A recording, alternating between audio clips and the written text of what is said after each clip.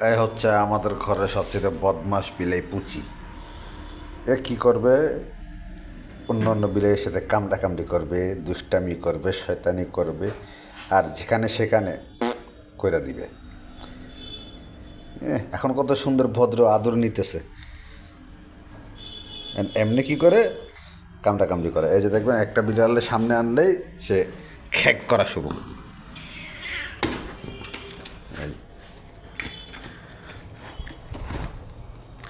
না না, এর সাথে আবার ওর ভালো সম্পর্ক আছে, এর জন্য কিছু বলতেছে না। আর এই যে এটা হচ্ছে আমাদের ছোট পুতি। ছোট পুচি, হাই ছোট পুচি, কি অবস্থা তোমার? কি অবস্থা?